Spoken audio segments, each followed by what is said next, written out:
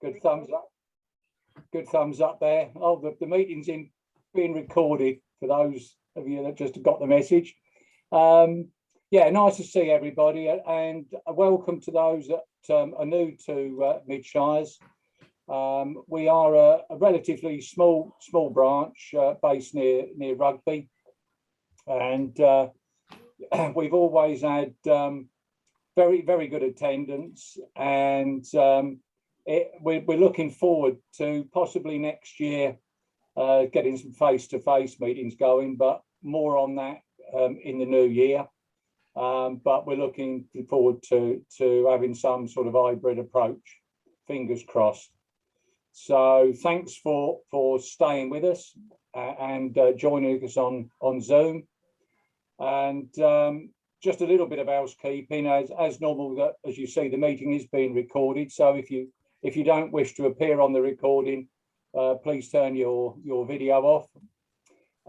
And with the questions, the Q&A session, if you would like to add your questions to the chat function and put a big prefix it with a capital Q at the start, we can pick the questions out at the end for Alison. Also, tomorrow morning, just to start your Friday off on a good note, you'll receive a feedback form from us. So it's a very, if you've not seen it before, they're a very brief feedback form. If you would be good enough to complete those, it gives us and IOSH a sense of, you know, the way that we're delivering these meetings and that we're delivering what our members want.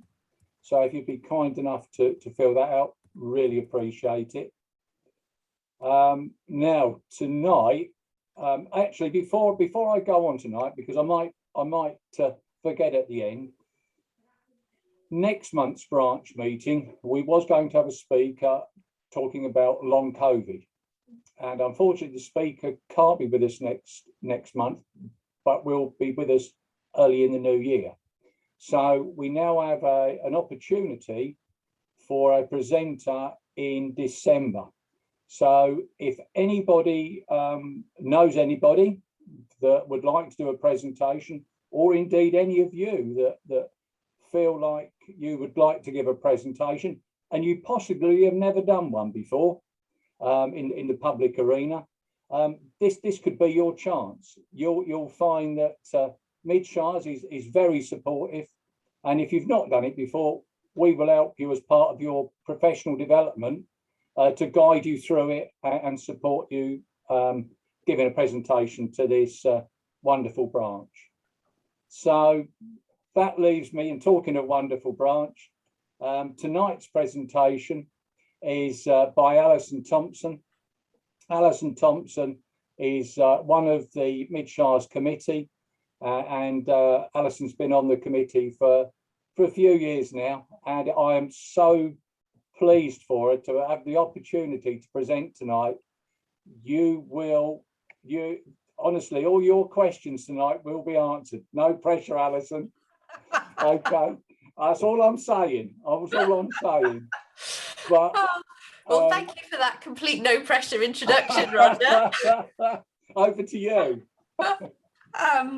Before I start to share my screen, I'll just take a moment to introduce myself. I'm Alison Thompson. I'm the safety elf. I'm an independent health and safety consultant with particular passion and expertise around posture and ergonomics. And it's the ergonomics aspect that's partly inspired tonight's presentation. But I wanted, before he disappears behind the shared screen, to introduce Ergo, my musculoskeletal supervisor. He is not my skeleton in the cupboard, but I'm sure everybody benefits from a skeleton in their office. So just give me a moment while I get the share screen organised.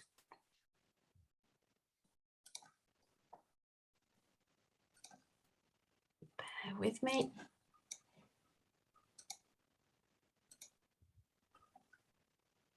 Okay. I'm hoping everyone can see the presentation successfully. Yep. Excellent. That's great. And yes, and I've got the sharing sound on. That's fantastic. So welcome. Why have I invited you to have this conversation? Well, over the last 18 months, I've been having conversations with ergonomics suppliers and many of the clients I support about evolving working models. Obviously, in many cases, people wholesale suddenly went working from home during the pandemic. And then over the last few months, there's been lots of conversations where people have been reviewing the real estate costs of maintaining the office, balancing it within the context of what we've experienced and learned with the different models of working during the pandemic. This really fascinated and I wanted to know more. So this inspired me to attend the recent Workplace Trends Conference, A New World of Work, where I got to spend the whole day having those very conversations. So I wanted to extend the opportunity for you. So I'm going to share key themes and research and my own insights and thoughts. But I don't want this to be a one-way conversation. I very much want this to be for you to join me in a thinking outside of the workplace box conversation.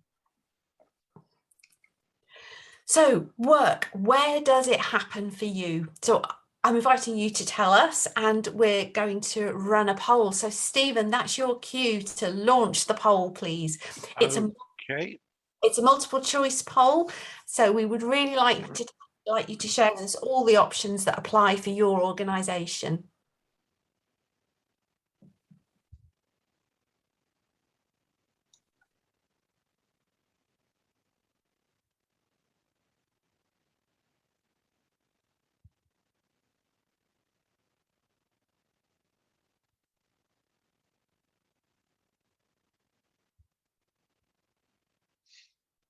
This is fascinating.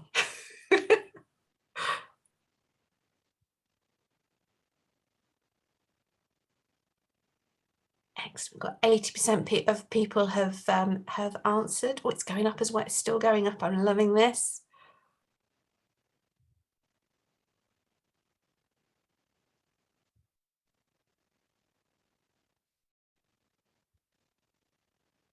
Okay, I think we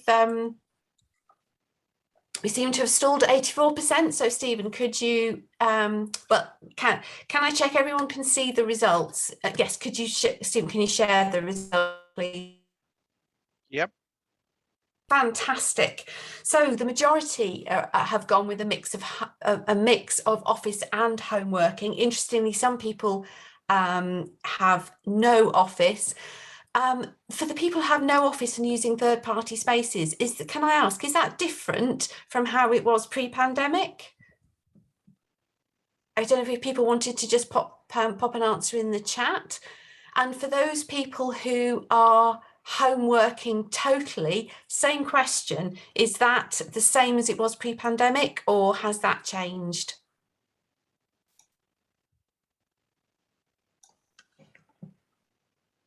Nobody's talking to me in the chat. Okay. Okay, now you might be wondering why an image of Frankenstein has appeared on the screen, but this is one of the big debates I'm hearing, is that the opportunities, the learning and the experience and the testing out of what was possible that happened during the pandemic, it was a real opportunity for change. And are we missing something here? Because this was borne out by the results of the poll. The majority of people are going for the Frankenstein model. What we're doing is we're bolting on what we had pre-pandemic with what we experienced during the pandemic. And the question is our vision limited by what we've experienced before? Let me just dive in the chat because we've got some answers. Home working. Yep, fantastic, thank you. So what I invite you to do now in the chat, oversensitive mouse there, is can you tell us in the chat or come off camera and just tell me verbally, why are there good reasons why the model you're using works for you? So you can either chat or just come off the audio and tell me.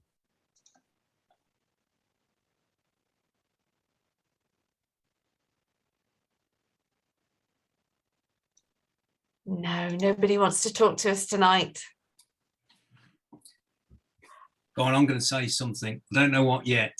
So why does the model work for me? I'm currently working hybrid. I've come from, I lost my job at Christmas, but I've come from a company that used to be absolutely rigorous. You must, regardless, come into the office. And now I've gone into a position where the company was pole opposite. COVID, you will stay at home. Why does this model work for me with hybrid? I find myself simply doing too many hours. You know, you can get up early. It's easy, finish at 5. I'm going to have some tea. I'm going to start again. And now that the rules have been relaxed, I've forced myself to go into work 2 days a week. I've got the opportunity. And so it's just forced you to do some normal hours. So from a mental health perspective and relieving a bit of pressure for yourself, that model works for me. Yeah. Brilliant. Thank you very much. That was really great. We've got some answers coming up in the chat as well. That's fantastic. So then my next question for you is, what about the model that you're in doesn't work for you? So Paul, you were sharing there that it's actually just stopping. That's one of the challenges that comes with the hybrid or working from home model. So are there any other things that do not work for you about the model that you're currently working within? I can go again. Go for it, Paul. I can tell you the problems that are creeping in that I'm amongst at the moment is emergency arrangements. So I know we've come away from the actual working side, but the difficulties it's bringing in, you train everybody up and, you know, you start to review things. I think there's an annoyance point for me where I've not got a dedicated desk anymore. So you go towards hot desking and you sometimes want to come to work and just pitch up and start. Whereas now you get your kit out sort of the bag and you connect up here and before you know it, you lost 10, 15 minutes, you know. So that side doesn't quite work for me. Great insight, thank you. And I'm sure as health and safety professionals predominantly here, I'm guessing we can all relate to the challenge of making emergency arrangements work when you've got a randomly populated office, absolutely. And some great feedback in the chat. Yes, struggling to concentrate being back in the office after being used to. Nikki's saying silence at home. I think it's about silence, or it's about having control over your set. So Nikki, I'm guessing for you, you like the silence. For other people, it's being able to have control over that background environment. You know, that you choose you've got much more choice over the sounds that you surround yourself with. And people hiding at home. Excellent. Yes, not replying to emails or calls. So the challenge for managers has changed massively. Because people are not as directly visible. You can't do the walk around the office and literally see and connect with people. And some of the things I'm going to be sharing with you today, I'm upfront about this. They come with management challenges. A lot of the new models I'm hearing the word messy quite a lot. They're a lot messier. They're a lot more about people's behaviours. That they're going to be harder to manage. But let's explore them anyway.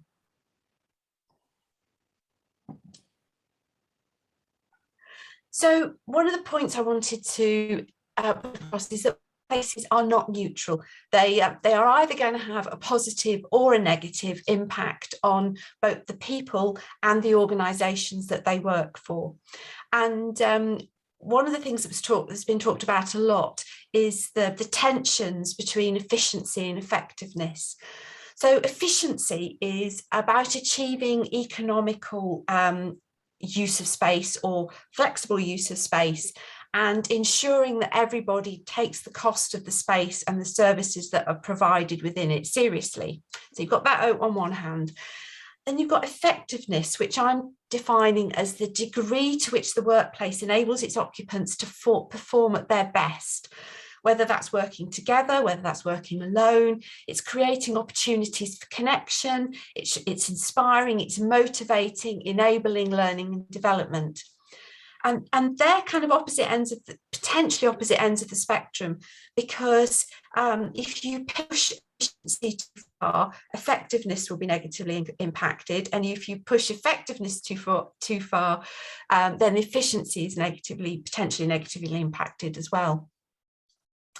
And then this expression is about the symbolic role of the workplace. And this is one of the interesting debates I'm hearing it talked about more now than ever before, how workplaces reflect and represent the organisations, the values, how they inspire people, how they make people feel engaged. You know, we know how much we want engagement for our people, and the workplace is very much part of that.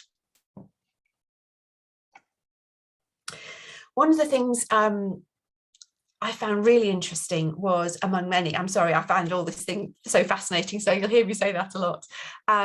We save space, we save money. But I had no idea how much that had changed. So typically we have been reducing personal space and desk size by around 20% in every 10 years. So basically, the desks are getting smaller and people are getting closer together in our drive to get to save money, save space. But typically that's bad for noise, it's bad for thermal control, it's bad for feelings about personal space. And in this during and post-pandemic world, it's not great for cross-infection. I'm sure we've all been the ones who've been there measuring the gaps between the desks, the chairs, the breathing zones, all of those things. So pre-pandemic, the typical for a hot desking environment, pre-pandemic, it was the recommendation was to have 10 people for 8 desks. That seemed to be quite a good workflow. But interestingly, post-pandemic, because working from home is now an option that is open to so many more people, they are saying 10 people per 6 desks. So quite a big change there. So how can we think about applying these principles to our workplace? I have some ideas about this. Some of us are working from home, some of us are working from offices. You know, as we saw, the majority in the poll, that was the model. Frankenstein model was the one that we've majority gone with. So really have a think about what spaces do you have available to you in those 2 models, or in a third-party space, because some of the respondents were using third-party spaces as well. So it might be in a workplace, that might be a formal or an informal space. It might be large or small space, either in your home or in the office. Then think about what tasks best match the environments that you've got. Life is less desk-based forever. Typically, for people who have been historically in an office-based role, we tend to assume that work happens at a desk. It doesn't have to. It's just that in an office, that's where you turned up and you did the day job. Increasingly, work doesn't have to be desk-based and allows us the possibility of choosing more constructive environments for different tasks that we have. So, for example, if when I want to review a document, read research, something like that, for me, that's a great marker to go and find a different space where I can sit in a different position. My mental processing is different. I've built movement in because I've moved off my desk, and actually just being in different spaces stimulates different aspects of our brains. Also supporting your team to make those choices. Don't always make the choice that is either tied to your preference, because that won't be the same preferences for everybody else, or for the loudest voices in the team, because the loudest voices, for example, are typically the extrovert members of the team, and the more introvert personality types in your team, they'll be quieter anyway.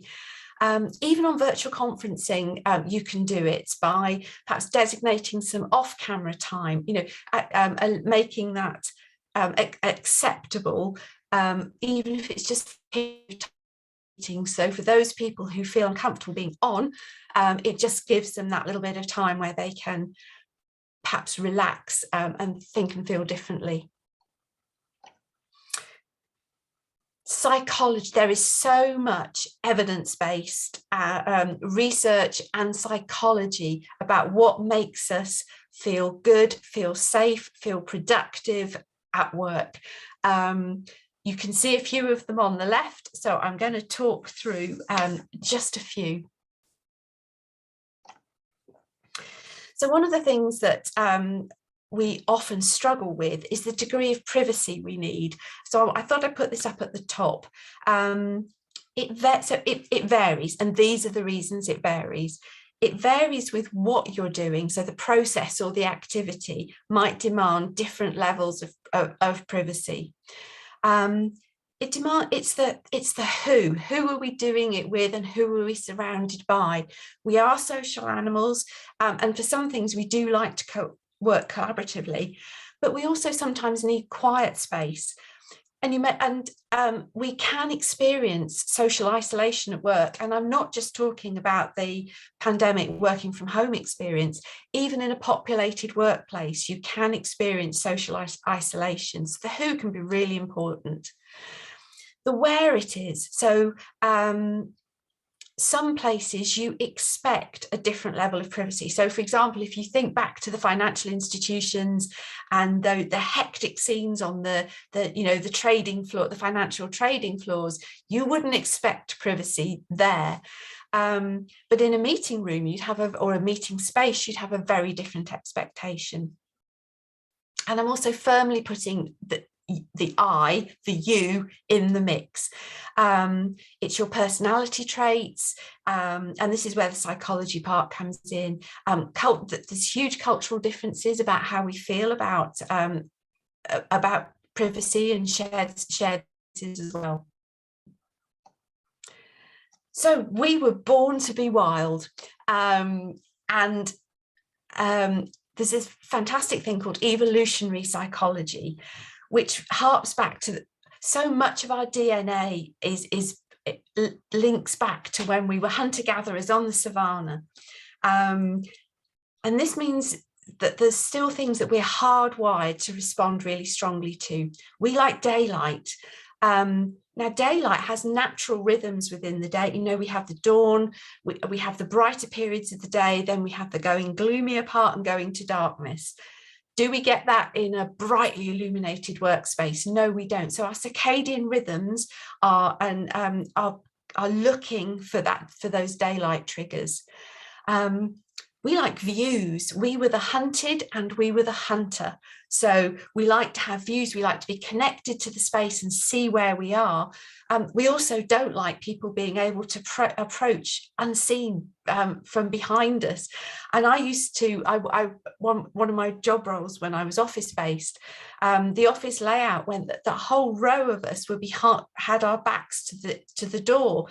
And it was really unnerving. You'd hear it was really unnerving and really disruptive, because you'd hear the door open and the whole row of us would be swiveling around to see who was coming in, because of that sense. It wasn't just that we were nosy, it's that hardwired sense of we need to know what's happening.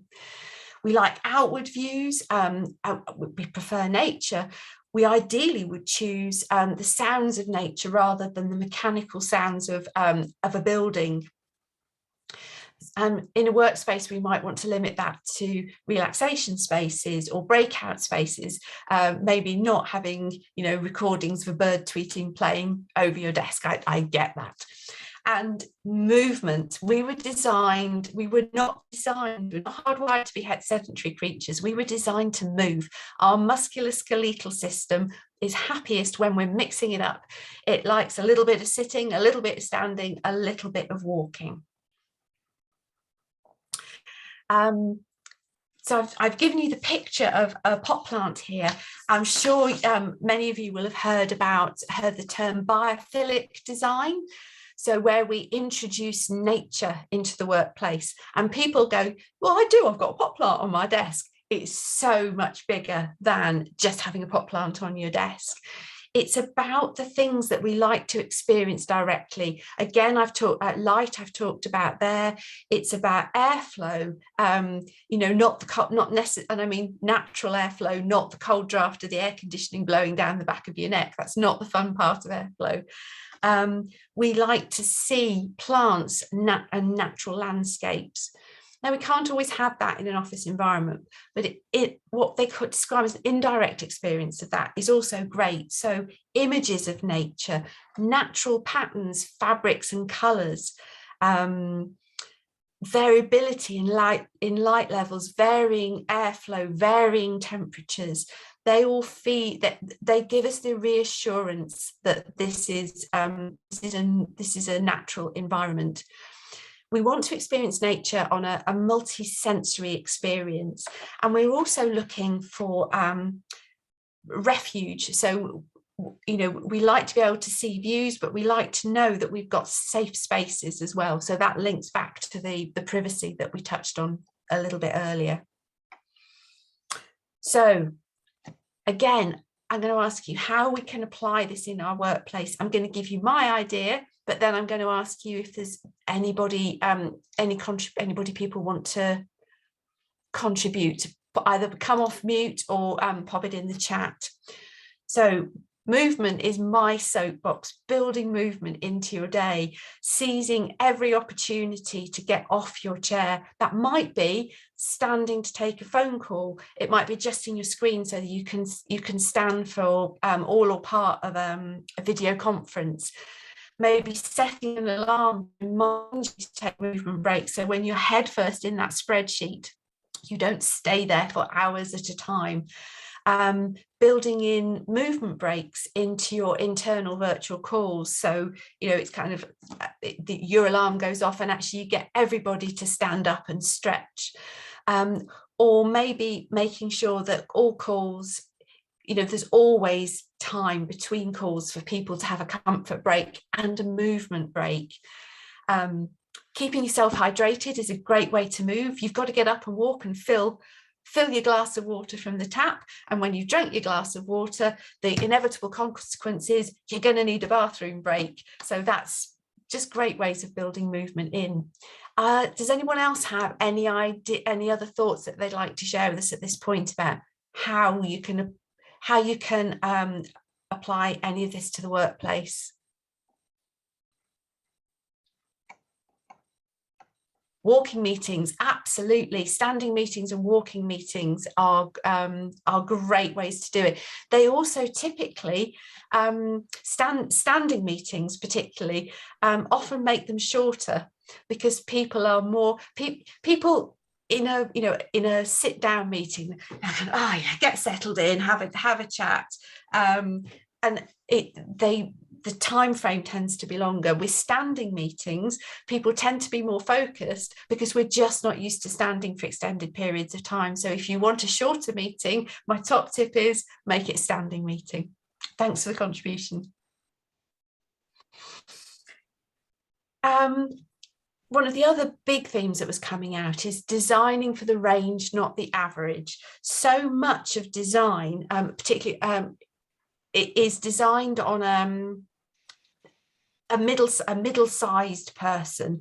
If you think of ergonomics, the car seats are designed for the person who is I can't be able to say the word tonight. I can't say it.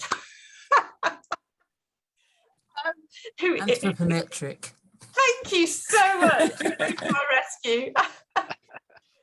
Yes, the mid-range data, so not the most petite person, not the tallest person, and that extends in so many ways across our workplaces. So I'm going to touch lightly on some of the ways that that can impact. So I'm going to start with personality type. During lockdown, when everyone was working from home, I heard lots of discussion about, oh, introverts love it and extroverts hate it. And actually introverts are often misunderstood. It's not that introverts don't like being with people. It's about how they recharge their energy. So extroverts find being with other people energetically refreshing. Introverts enjoy the experience, but they need to recharge their batteries away, but not with people. And that's kind of one of the big differences. But many modern workspaces are typically designed for extroverts. If you're in an open plan, a noisy, buzzy environment that's designed to stimulate and collaboration, but typically there are equal numbers of extroverts and introverts in the workplace.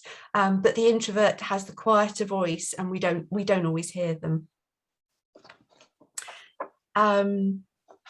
Age and life stage has a big impact.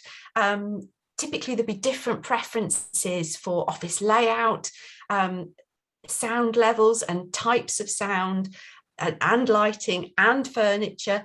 Huge differences with the way that people engage with technical and communication media, and expectations around access to the social elements. So for example, on-site gyms and cafes, they all come with different aspects, different elements of the age and the life stage. The generational gaps. So if I give you an example of Generation Z, Gen Z, I had to do a bit of genning up on Gen Z. So Gen Z were born between 1996 and 2015. And it makes up the largest generational cohort. So you've probably heard about Generation X, millennials, baby boomers, and the silent voice generation. Gen Z makes up 6% of the global population. They are digitally, why is it important? So they are digitally native. They have grown up knowing how to interact with technology. They've not had to learn it the hard way, like diversity is the norm. It's the most racially diverse generation in history, and it has the most diverse social circles. And because of this, Gen Z is more interested in social justice than diversity awareness. They expect diversity awareness to, that's just standard. So that's just a little bit of an example of some of the generational differences. Neurodiversity, a lot of employers are now actively looking to recruit people who are neurodiverse, and this has really peaked again during the pandemic, where people who were perhaps not comfortable in the workplace have really shone with the working from home. Various reasons. One is organisations want to harness diverse perspectives. It helps their ability to innovate. It helps the big organisational brain. Clients and communities are diverse as well, and they expect us to understand their needs and to represent them in the workforce. And we know there's lots of evidence now that diverse and inclusive organisations achieve better margins of profitability and customer satisfaction. So employers want some of that. There's a recruitment and employment support agency called Exceptional Individuals, and they give some interesting examples about the types of work that they think differently neurodiverse people might be suited to. So for example, they say someone with ADHD may excel at an innovation. Someone with autism may excel with attention to detail and logical thinking. Someone with dyslexia may excel with design and communication, because that's the lifetime of challenges they've had. And someone with dyspraxia, again, could excel with problem solving and empathy. So some really interesting positives in things that have been in the past seen as challenges and barriers. And also when we've, the words universal design, as opposed to designing for people originally with the DDA and then the Equality Act, just thinking about accessibility as standard, not as the exception. I can see there's some comments popping up in the chat. I'm just going to have a look. Excellent. Someone's got sit-stand desks. which is fantastic. Yes, and does allow height change. That's fantastic, and some very helpful pronunciation suggestions to me with my Zoom, my Gen Z and Zoomers, Gen Zs. Okay, so again, my question for you is, how can we apply this in our workplace? So I'll share my ideas with you, but I welcome your feedback too. So start with, look at what you already know about your teams. From perhaps at recruitment, you did psychometric testing. Some people do team-wide function assessments. From just managing your team, you will know something about their personality types, about their preferences. So use that information. It's really valuable. If you don't know, just purposefully provide a range. So make sure there are calm spaces for, so if you, sorry, just backtrack, let me backtrack back a bit. Some personality types have typical job roles associated with them. So for example, introverts are likely, would typically be attracted to analytical type roles. So if you've got data analysts, are they in the right space? Is there a calmer, quieter, more focused space for those people?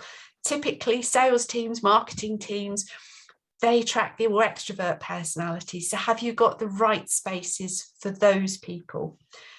And ask, do you get complaints about the workplace already? What information does that give you? And what would your people tell them if you asked them? So that's my 3 tips. Is there anything else that anyone would like to add?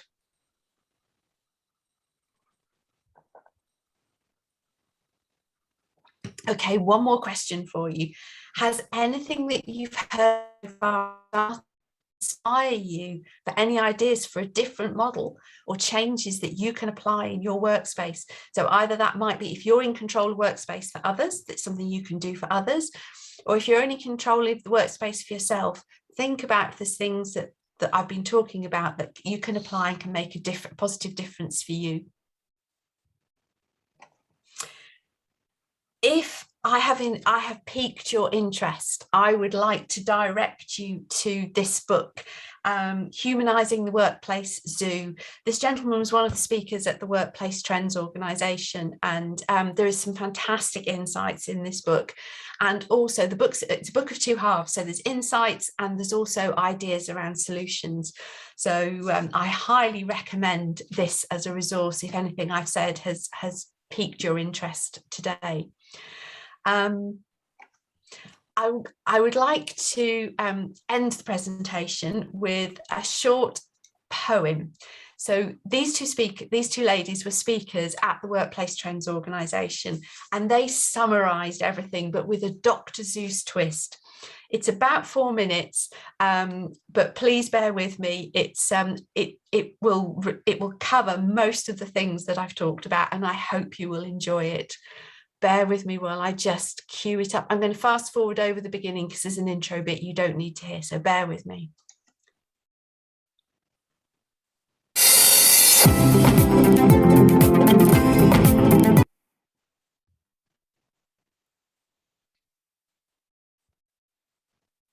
If you can't hear the sound, please let me know in the chat. Science research, and today we're going to integrate insights culled from workplace design related research, the crucial insights. Oh, I'm so sorry. And we are going to do that in the style of Dr. Seuss. So, on to the Zeusing.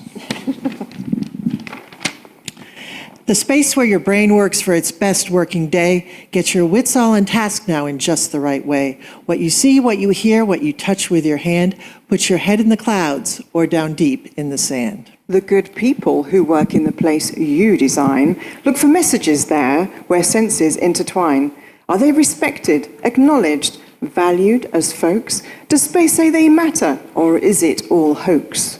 Is the core of the culture, all clearly expressed, is the loo clean, the coffee hot, Wi-Fi the best. Thoughts beat reality. Always talk to the workers. They'll tell you what's what. For this, none are shirkers. Don't office design and ignore lives on the plains when we were a young species with prehistory's pains.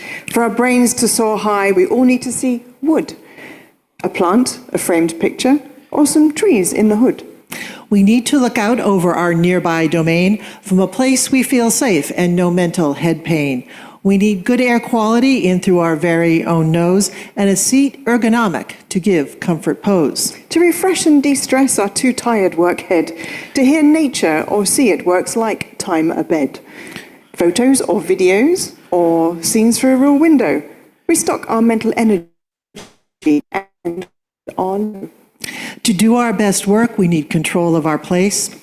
To select our own seat or the light in the space makes our mind work much better and our pulse rate drop because we can align our task needs with our props. The workplace alignment is really key to success. We can just focus when we must with finesse, or move along together with others we need. Our hearts pitter-patter and performance is freed. Science has probed how our sensory systems drive what goes on as we work and try so hard to thrive.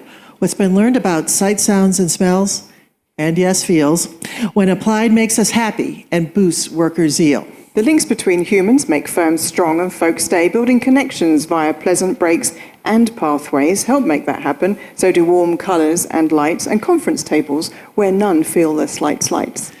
To keep all those connections just humming along, equity and diversity must be more than a song.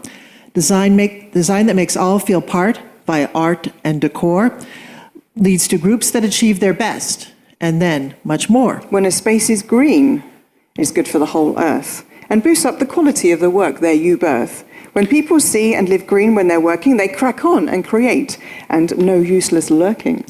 Our brains can take just one meaty chat at a time, introduce muffling or white noise to stop mind crimes.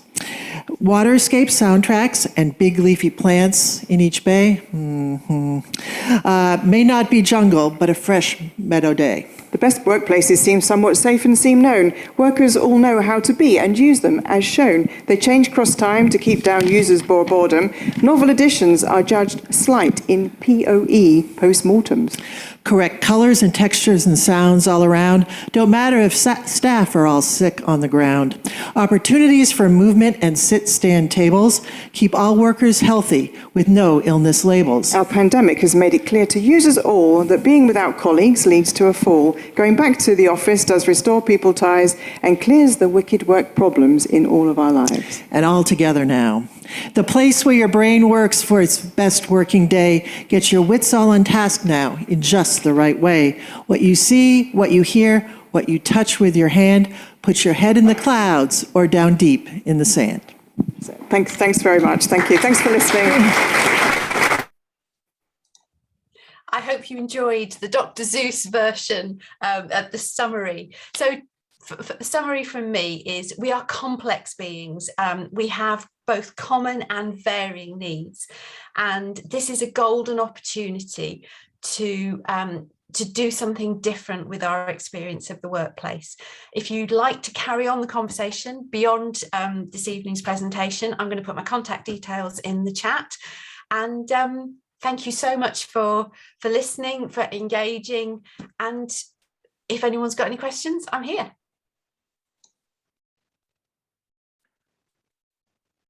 I think a lot of the, there's no questions, but a lot of them are on statements on there. Let me just see. Yes, I think people were responding to the questions I was asking, which was fantastic. Yeah, that's right. I've just got one observation really, Alison. The committee meeting on Monday is going to be in rhyme. I'm glad I'm not going to be the minute taker in that case. But in the chat, a lot of people have put some good ideas how they've adapted. I know, Alison, you've mentioned some of them. I plan home time as more quiet time. use it for document reviews. In the office, I walk between floors to speak with people, break the habit of all conversations online, following code, even if only yards away. So quizzes, lunchtime walk-in meetings. A few problems are issues paying for large offices that are massively underused at present. I do know that our company has made a lot of savings on overheads, massively. I'm talking about millions. It just makes you wonder what people are doing at home. Are they paying for their own paper, pens, everything? So no, that's good. Thank you, Alison. No, there's some really great ideas, and I apologise, I didn't manage to I know I was asking you for your feedback, but I couldn't multitask and process it all and do the presentation. So I'm really sorry about that. That was my failing. But I'm going to save the chat and review review some of the insights that people have put in. So thank you very much for sharing. That's great. Thanks very much, Alison. And yeah, the engagement on tonight's meeting was fantastic. And you know, I have to say your passion for the subject just flowed straight out of the screen. It was yeah, absolutely brilliant, absolutely brilliant.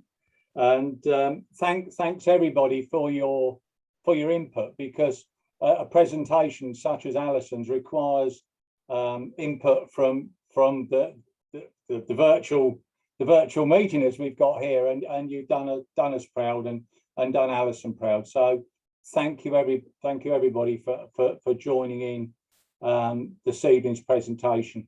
One thing I'd like to do in good Midshires fashion, we always have a round of applause, and we haven't stopped doing that on Zoom. So please, a round of applause for Alison. So thank you very much, Alison.